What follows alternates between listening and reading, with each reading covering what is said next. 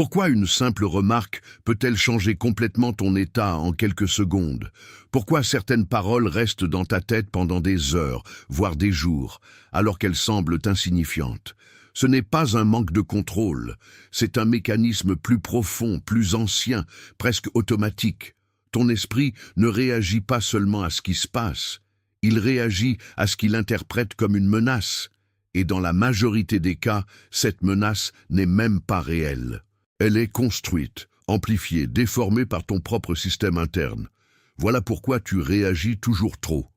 Pas parce que tu es faible, mais parce que ton cerveau a été entraîné à protéger ton image, ton statut, ton identité. Une critique devient une attaque, un silence devient un rejet, une contradiction devient un affront. Et à partir de là, tout s'accélère. Ton corps se tend, ton rythme change, tes pensées deviennent plus rapides, plus confuses. Tu ne choisis plus vraiment ta réponse, tu la subis. Déjà, Daniel Kahneman expliquait que la majorité de nos réactions viennent d'un système rapide, instinctif, qui agit avant même que la raison n'intervienne. Et dans les interactions humaines, ce système prend souvent le contrôle. Il ne cherche pas la vérité, il cherche la sécurité. Il ne cherche pas à comprendre, il cherche à réagir vite. Et c'est là que tout se joue, parce qu'une fois que cette réaction est lancée, elle crée une chaîne. Une émotion entraîne une pensée renforce l'émotion, et en quelques secondes, tu es déjà loin de ton centre. Tu dis des choses que tu n'avais pas prévues, tu interprètes des intentions qui n'existent pas forcément. Tu amplifies la situation, et après coup, tu te rends compte que tu as réagi trop fort, trop vite, trop intensément. Mais sur le moment, cela semblait justifié. C'est ça le piège. La réaction excessive ne se perçoit pas comme excessive, elle se perçoit comme nécessaire. Et tant que tu ne comprends pas ce mécanisme, tu continues à croire que le problème vient de l'extérieur, alors qu'en réalité, il commence toujours à l'intérieur. Ce mécanisme devient encore plus puissant lorsque ton identité est impliquée, car tu ne réagis pas seulement à des mots, tu réagis à ce que ces mots semblent dire sur toi. Une simple critique peut être interprétée comme une remise en question de ta valeur. Une blague peut être perçue comme un manque de respect. Un désaccord peut devenir une attaque personnelle. Et tout cela se produit en une fraction de seconde, sans que tu aies le temps de filtrer consciemment. Ton esprit fait des raccourcis. Il relie le présent à des expériences passées, à des souvenirs, à des émotions déjà vécues. Et il construit une histoire instantanée. Une histoire dans laquelle tu dois te défendre, te justifier, ou réagir pour rétablir ton image. C'est là que la réaction devient excessive, non pas à cause de la situation actuelle, mais à cause de tout ce qu'elle représente inconsciemment. Déjà, Sigmund Freud expliquait que nos réactions présentes sont souvent influencées par des couches profondes de notre psyché, formées bien avant l'instant actuel.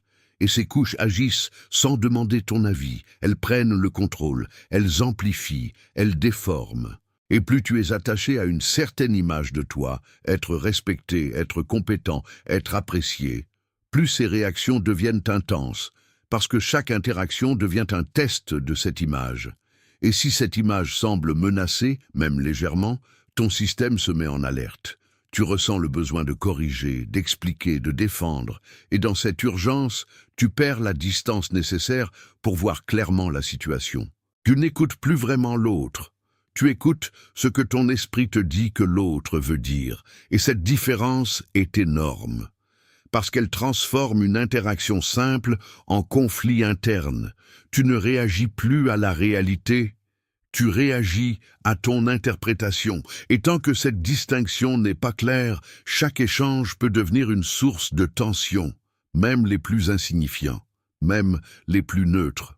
Mais il y a un point encore plus subtil que peu de gens remarquent. Tu ne réagis pas seulement à ce que l'autre dit, tu réagis à la vitesse à laquelle ton esprit interprète la situation. Tout se joue en quelques millisecondes. Avant même que tu comprennes consciemment ce qui a été dit, ton cerveau a déjà analysé, comparé, jugé et lancé une réponse émotionnelle. Et cette vitesse te donne une illusion, celle de croire que ta réaction est directe, naturelle, logique. Alors qu'en réalité, elle est le résultat d'un enchaînement invisible. Ton esprit prend une information, la compare à ton passé, à tes croyances, à tes peurs, puis il décide rapidement, danger ou non. Et dès qu'il classe quelque chose comme danger, même symbolique, ton corps suit immédiatement. Tension, accélération, contraction, agitation mentale. Et à partir de là, ta capacité à réfléchir clairement diminue fortement. Déjà, Joseph Ledoux a montré que le cerveau émotionnel peut déclencher une réaction avant même que le cerveau rationnel ait le temps d'analyser la situation. C'est ce qu'on appelle parfois la voie rapide. Et cette voie est utile pour survivre, mais problématique dans les interactions sociales modernes, parce qu'aujourd'hui, la majorité des menaces ne sont pas physiques, elles sont symboliques. Pourtant, ton cerveau réagit souvent comme si elle l'était. Une remarque devient une alerte, un ton devient une menace, une attitude devient un signal de danger, et tu te retrouves à réagir intensément à quelque chose qui, objectivement, ne le justifie pas. Mais subjectivement, tout semble cohérent. C'est ça qui rend ce mécanisme difficile à détecter. Tu as l'impression d'être juste. Tu as l'impression d'avoir raison de réagir. Tu as l'impression que ta réponse est proportionnelle. Alors qu'en réalité, elle est amplifiée par un processus automatique que tu ne contrôles pas encore. Et tant que tu ne ralentis pas ce processus, tant que tu ne crées pas un espace entre ce que tu ressens et ce que tu fais, tu restes prisonnier de cette boucle, une boucle rapide, invisible, mais extrêmement puissante. À partir de là, une compréhension essentielle émerge. Le problème n'est pas que tu ressens trop. Le problème est que tu agis trop vite sur ce que tu ressens. L'émotion en elle-même n'est pas l'ennemi. Elle est une information, une réaction naturelle du corps face à une interprétation. Mais ce qui crée le déséquilibre, c'est la fusion immédiate entre l'émotion et l'action. Tu ressens quelque chose, et instantanément, tu parles, tu réponds, tu te défends, tu t'expliques.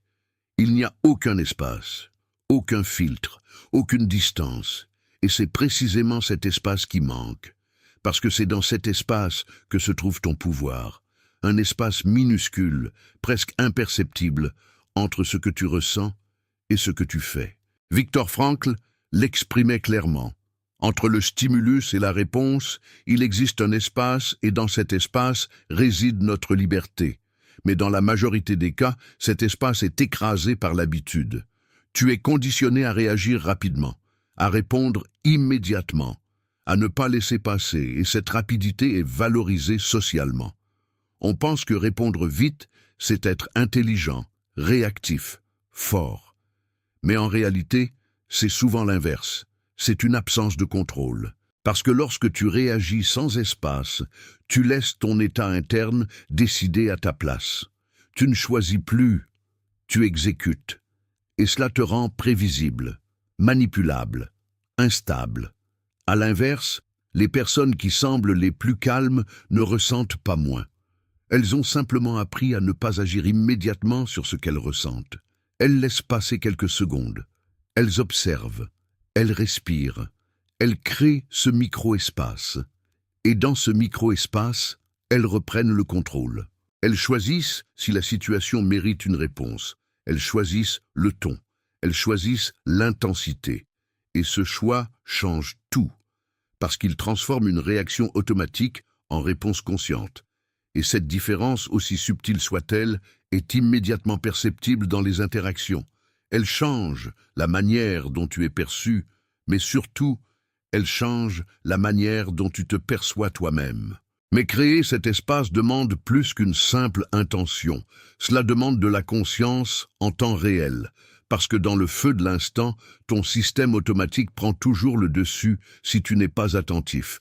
Tu peux comprendre le mécanisme intellectuellement, savoir que tu devrais ralentir, respirer, observer, et malgré tout, réagir exactement de la même manière.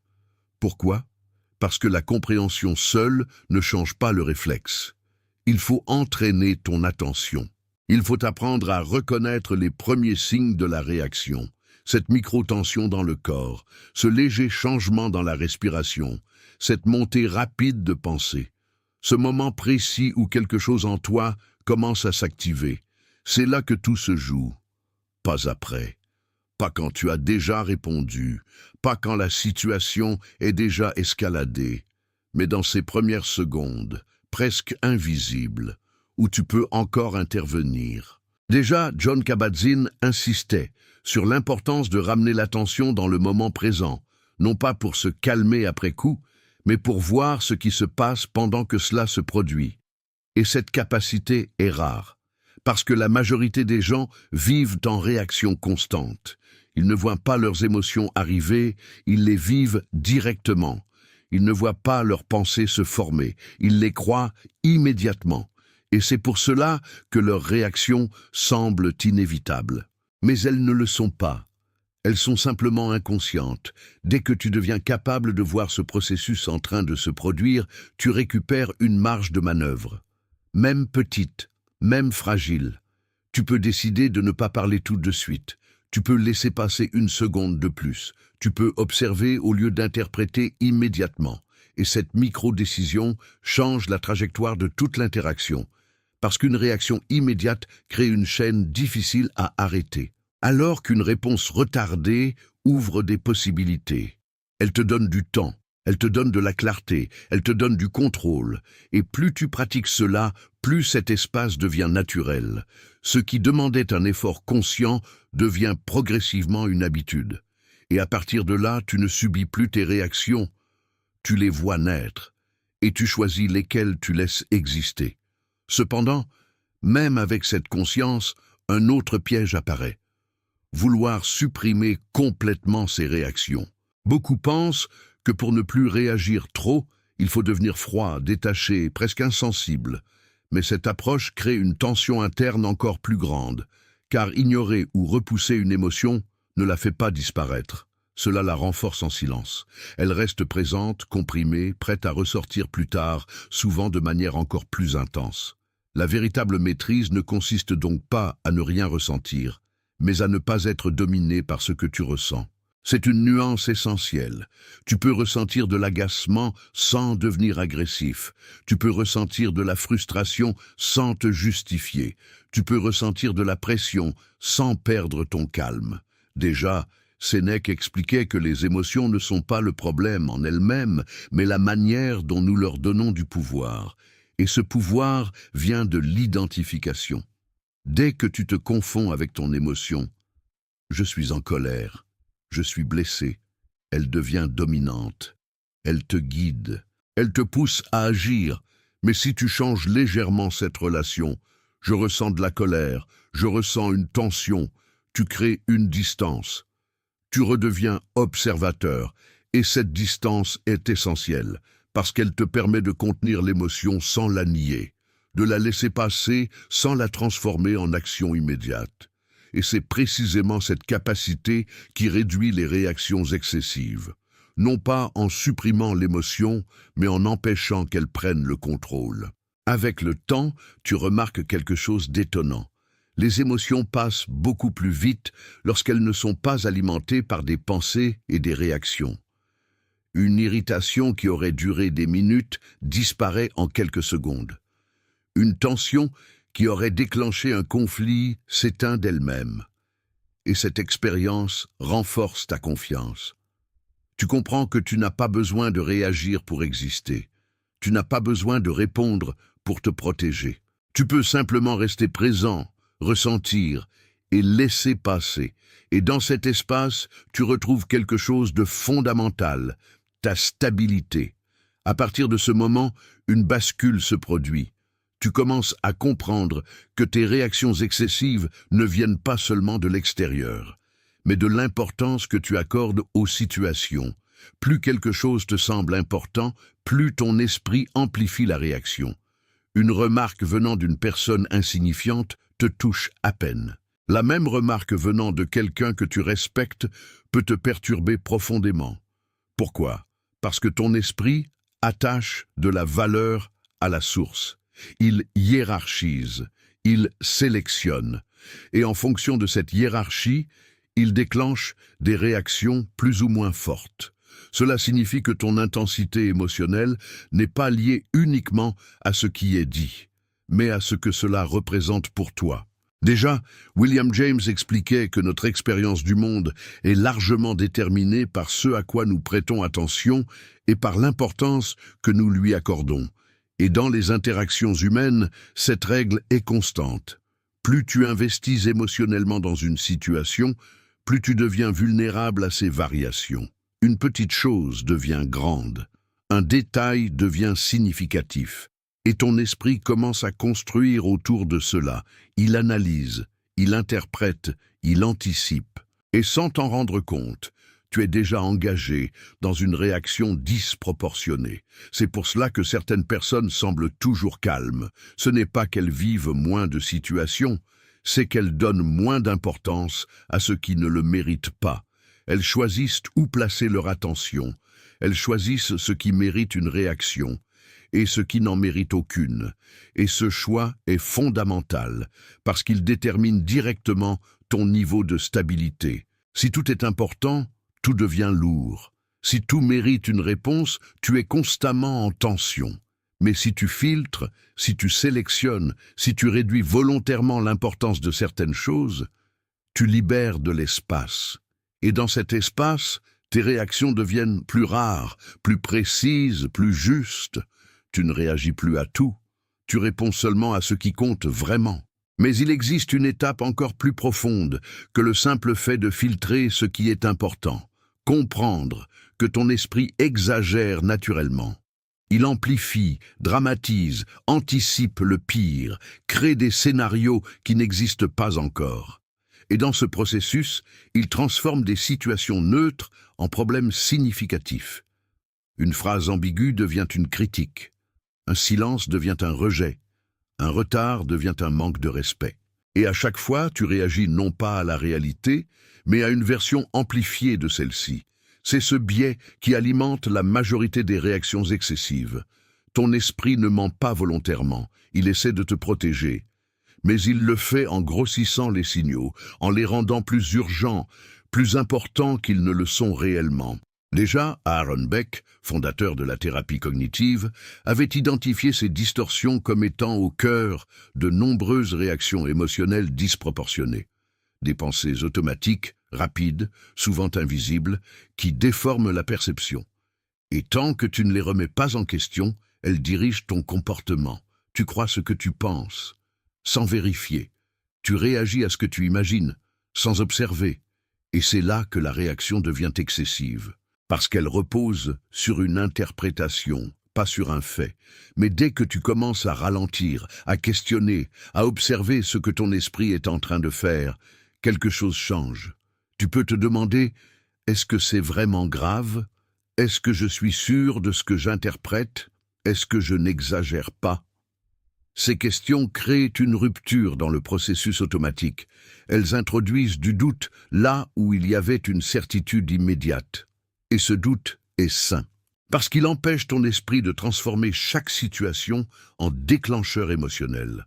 Avec le temps, tu remarques que beaucoup de choses qui semblaient importantes ne le sont pas vraiment. Beaucoup de tensions disparaissent d'elles-mêmes, beaucoup de réactions deviennent inutiles, et cette prise de recul transforme ta manière de vivre les interactions. Tu n'es plus emporté par chaque détail, tu observes, tu analyses, tu choisis.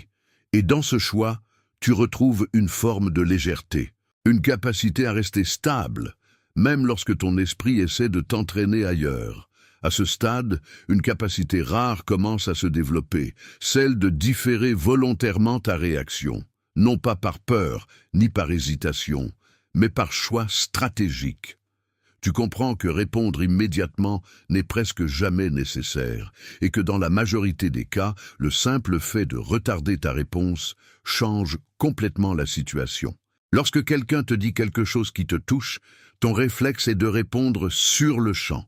Mais si tu prends 1 seconde, puis 2, puis 3, quelque chose se passe. L'intensité diminue. L'émotion perd de sa force. Ton esprit devient plus clair. Et surtout, tu récupères le contrôle. Ce délai, aussi court soit-il, agit comme un filtre. Il empêche la réaction brute de passer directement dans ton comportement. Déjà, Ryan Holiday insiste sur l'idée que la maîtrise de soi ne se manifeste pas dans les grands moments, mais dans ces micro-décisions invisibles où tu choisis de ne pas agir immédiatement. Et c'est exactement cela. Tu n'as pas besoin de techniques complexes. Tu n'as pas besoin de te transformer radicalement. Tu as simplement besoin de créer du temps. Un peu plus de temps entre ce que tu ressens et ce que tu fais. Et ce temps change tout, parce qu'il te permet de voir la situation autrement. Ce qui semblait urgent devient optionnel. Ce qui semblait personnel devient neutre. Ce qui semblait grave devient relatif. Et à partir de là, ta réponse devient différente. Plus calme, plus précise, plus adaptée. Tu ne réagis plus pour soulager une émotion. Tu réponds pour maintenir ton équilibre. Et cette différence est immédiatement perceptible. Les autres le sentent. Ils voient que tu ne te laisses pas emporter, que tu prends le temps, que tu ne joues pas dans le même rythme. Et cela change la dynamique. Parce que dans un monde où tout va vite, celui qui ralentit prend l'avantage. Non pas en contrôlant les autres, mais en se contrôlant lui-même. Et cette maîtrise, discrète mais constante, réduit progressivement tes réactions excessives. Non pas parce que tu ressens moins, mais parce que tu choisis mieux. À ce niveau, une transformation plus profonde commence à apparaître. Tu ne cherches plus seulement à contrôler tes réactions. Tu changes ta relation avec elles. Tu comprends que réagir n'est pas un problème en soi. Ce qui pose problème, c'est de dépendre de ces réactions pour exister dans l'interaction. Pendant longtemps, chaque échange devient une sorte de validation. Tu veux être compris, respecté, reconnu. Et lorsque cela ne se produit pas comme prévu, ton système réagit fortement. Mais lorsque tu te détaches progressivement de ce besoin, quelque chose s'allège. Tu n'as plus besoin que chaque interaction confirme ta valeur. Tu n'as plus besoin de corriger chaque malentendu. Tu n'as plus besoin de répondre à chaque provocation. Et cette absence de besoin réduit naturellement l'intensité de tes réactions.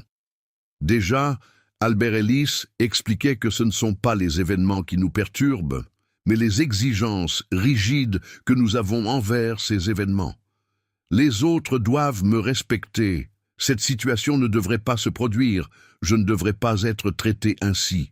Ces pensées créent une tension interne constante, parce que la réalité ne correspond jamais parfaitement à ces attentes, et chaque écart devient une source de réaction.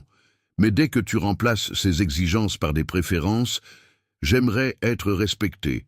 Mais ce n'est pas toujours le cas. Tu changes complètement ta posture. Tu restes conscient, mais tu n'es plus dépendant. Tu restes attentif, mais tu n'es plus attaché. Et cette nuance réduit drastiquement la charge émotionnelle. Parce que tu ne combats plus la réalité telle qu'elle est. Tu l'acceptes sans pour autant tout tolérer. Tu peux toujours poser des limites. Tu peux toujours exprimer un désaccord. Mais tu le fais sans cette pression interne qui te pousse à réagir excessivement. Et c'est là que tes interactions deviennent plus fluides, plus légères, plus maîtrisées. Tu n'es plus en train de défendre une image fragile. Tu es simplement en train d'exister avec cohérence. Et cette cohérence stabilise tout le reste. Mais il existe encore un élément souvent négligé. Ton environnement influence directement ton niveau de réaction. Tu peux avoir une excellente maîtrise intérieure, une bonne conscience de tes émotions, une capacité à créer de l'espace, et malgré tout, te retrouver à réagir excessivement dans certains contextes. Pourquoi ? Parce que certaines dynamiques extérieures activent plus fortement ton système interne. Certaines personnes, certains lieux, certaines situations ont déjà une charge émotionnelle associée. Elles réveillent des schémas anciens, des habitudes, des automatismes que tu croyais dépassés. Et dans ces moments-là, ton niveau de réaction augmente sans que tu comprennes immédiatement pourquoi. Déjà, Kurt Lewin expliquait que le comportement est toujours le résultat de l'interaction entre la personne et son environnement. Cela signifie que ta stabilité ne dépend pas uniquement de toi, mais aussi de ce qui t'entoure. Et ignorer cet aspect est une erreur, parce que certaines situations te demanderont beaucoup plus d'efforts que d'autres pour rester aligné. Ce n'est pas un manque de progression, c'est une réalité. L'important, c'est de le reconnaître, de voir quels environnements te poussent à réagir plus vite, quelles personnes déclenchent plus facilement certaines émotions, quelle situation crée une tension automatique. Et à partir de là, tu peux faire des choix. Non pas fuir systématiquement, mais ajuster ton exposition, réduire ce qui te déstabilise inutilement, te préparer mentalement à certains contextes, ou simplement accepter que dans certaines situations, ton travail sera plus exigeant, parce que la maîtrise ne consiste pas à être parfaitement stable partout, tout le temps. Elle consiste à comprendre où tu es plus vulnérable et à agir en conséquence. Et cette lucidité change tout. Elle t'évite de te juger lorsque tu réagis plus que prévu. Elle t'aide à analyser au lieu de culpabiliser. Et surtout, elle te permet de progresser de manière plus intelligente. Tu ne luttes plus contre toi-même. Tu apprends à te connaître dans différents contextes, et cette connaissance devient une force qui te permet d'anticiper, d'ajuster et progressivement de réduire l'impact de ces environnements sur tes réactions. À ce stade, tu réalises quelque chose de fondamental. La majorité de tes réactions excessives ne sont pas nécessaires. Elles donnent l'impression de te protéger, de t'affirmer, de rétablir un équilibre, mais en réalité, elles compliquent souvent la situation.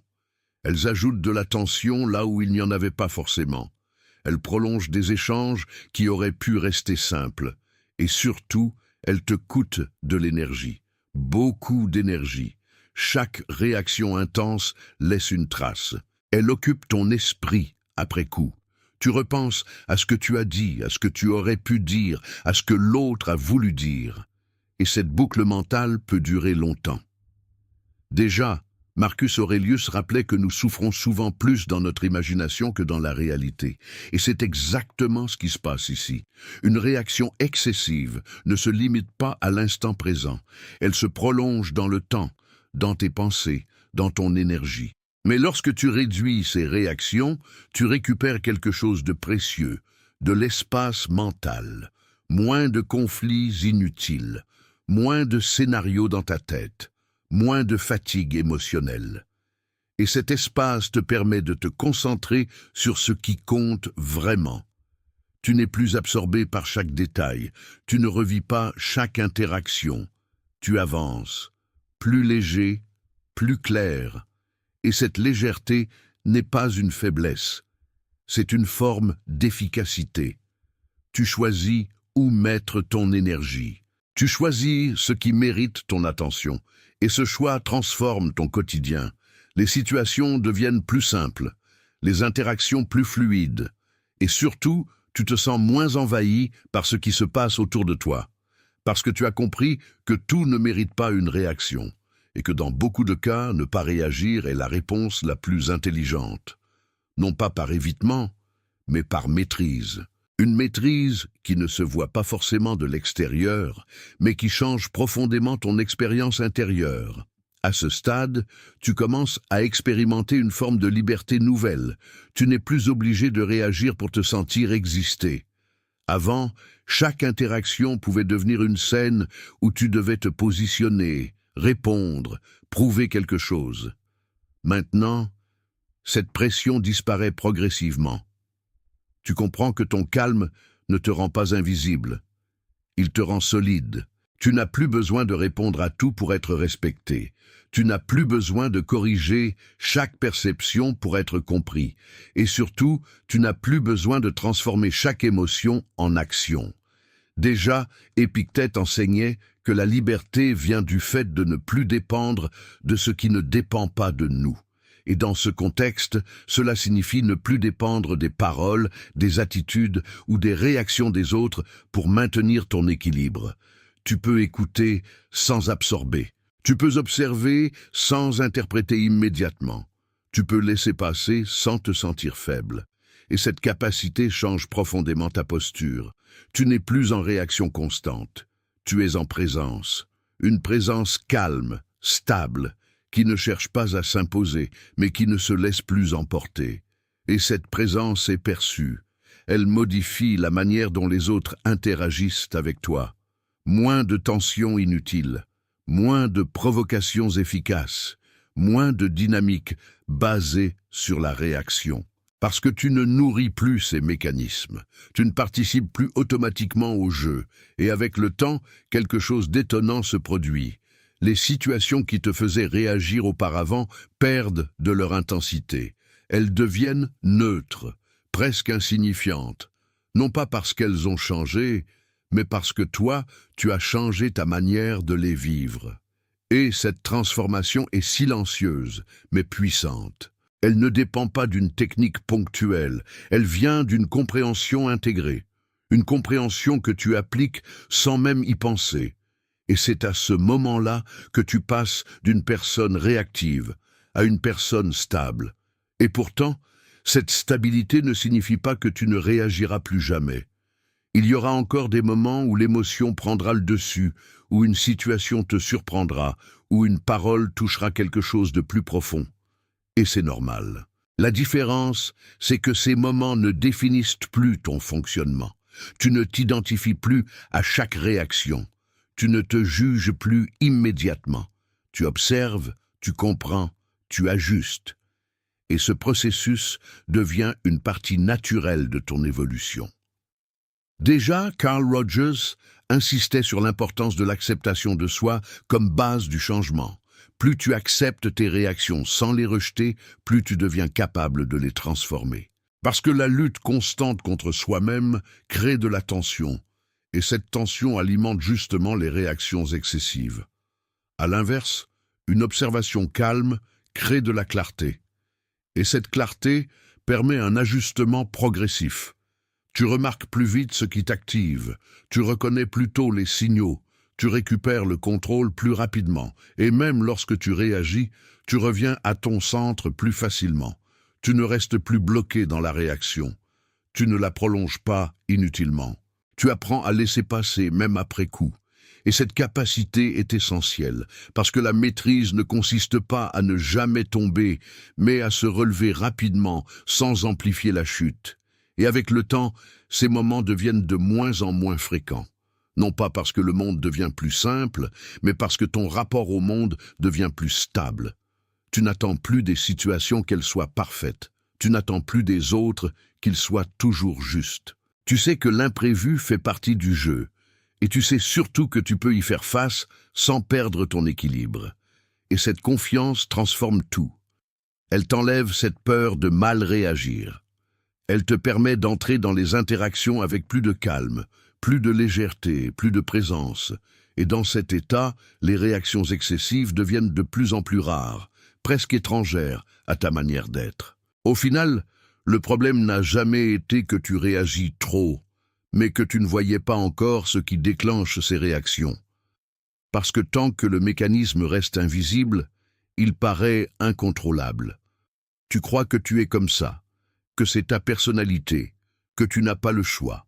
Mais en réalité, ce sont des processus appris, répétés, renforcés avec le temps.